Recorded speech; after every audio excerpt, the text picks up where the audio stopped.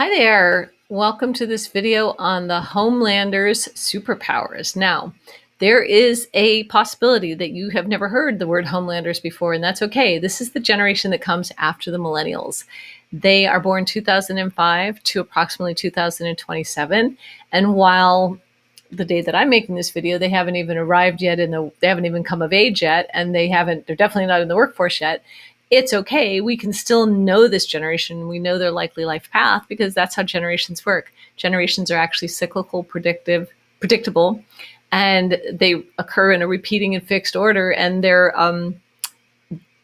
archetypes. They're essentially characters that, while each expression of them is individual and unique, and each person inside of a generation is individual and unique, the core archetype, the core character, has a knowable life path that has certain psychological underpinnings of how they were formed as children, how that worldview goes on to manifest and express as they march through time in the different phases of life.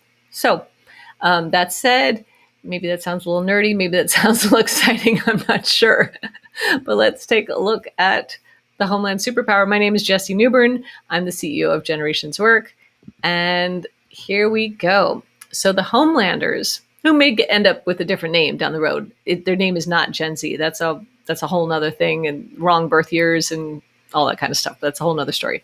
But this generation is the consummate helpmate. They live to serve, to support, to help, to make things better. And their primary thing that they do is they tinker. They take things and they make them a little better. They make them they improve, they fix, they help, they take the grand visions of the millennials, because this is the generation that comes after the millennials. They take the grand visions of the millennials, who in midlife will all be coming out of winter. We will be in spring when this generation is in society, spring when this generation is in young adulthood, and we'll be in the beginning phases of a new golden age of creating, what's new and possible out of the ashes of today, of the winter and the dark times that we're living in now, vis-a-vis the whole generational cycle. And so anyway, this is a tinkering generation. And with all generations, it's really, really important to understand their childhood in order to understand how they became what they became. Super short videos. We're not going to go super deep into this, but the Homeland generation, they are children during the crisis era. And so in the United States and in much of the world, this crisis era started around 2008. And it's at 20, all the eras, all the cultural eras are approximately 20 years in length. And when the crisis era is happening, it feels like the nation is in peril.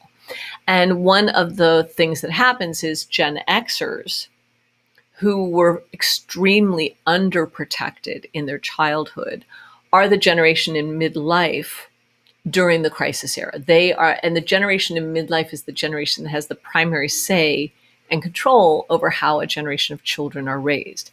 And so a generation that is underprotected in childhood overprotects when it's the parents. And likewise, the children who are overprotected in childhood will grow up to underprotect their children, but that's just part of the whole shadow nature of how generations work. So anyway, this generation of children is raised during a crisis era, and it's an extended crisis era. It's a 20-year period that has different, aspects to it and all, but overall, it's a crisis era. And so anyway, so that's what makes a generation, is the season, the time, the era in which it's born, when its worldviews are being formed. So like I said earlier, they are the refiners and the improvers. They are the tinkerers. They make the small changes that make the big dreams of the millennials possible. Because millennials get very focused on big dreams and big vision, but they forget sometimes about nuance and detail. And so this generation comes behind them and allows their grand visions to be possible because of what they do. They are methodical. They're about process, their procedure. They work within the system. They're often called like the company men or the company people, organization men, organization people. They're within the system. They're supporting. They're making the things better. This is a generation that does not lean toward entrepreneurialism and out of the box thinking. They're in the box thinkers, but inside the box, they're incredibly capable and super intelligent and super helpful.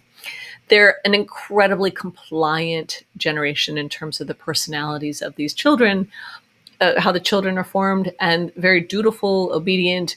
They're not brash. They're not unpleasant. And they're just a very sensitive, empathetic generation, very kind. And so they also become the credentialed expert, which is something that is deeply and sorely missing in our times and our worldview now, is that we don't honor the credentialed expert. And so because generations have this pendular swing and they have this aspect to them where, excesses have to be corrected and deficiencies have to be, corrected and supported so that there's sufficiency. And so this generation grows up to be the credentialed experts who are the helpers who help the grand visions, again, like I said, of the millennials. They go on to, they're still very helpful in other ways and other aspects of how they manage and balance the energies between the older millennials and their younger children when they're later in life and all this stuff. But the main thing is that throughout the course of their life, they're a helping generation.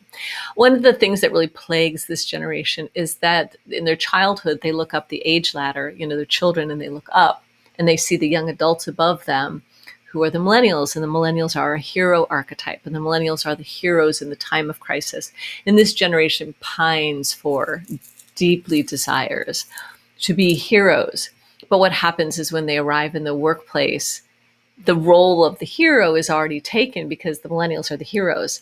And so they have a lot of internal conflict and all around wanting to be heroes, but just being asked to be helpers. And because they're not brash, and because they are compliant, and because they are dutiful, and they are kind, and they are sensitive, that they settle for being helpers. But they make their helping their heroism, if that makes any sense. So again, this is the Consummate Helpmate generation, born 2005 to 2027. Approximately, we'll know the end date of their birth year when it happens. And again, my name is Jessie Newburn, CEO of Generations Work. Come find us online. We have an online courses, many of which are free. And we're here to help you learn more about generations and be able to use this information in a way that really helps your life, helps your company, even helps you just, as an individual to understand the outer world and what's happening in this world. All right. Take care. Hope you're having a great day. Bye-bye.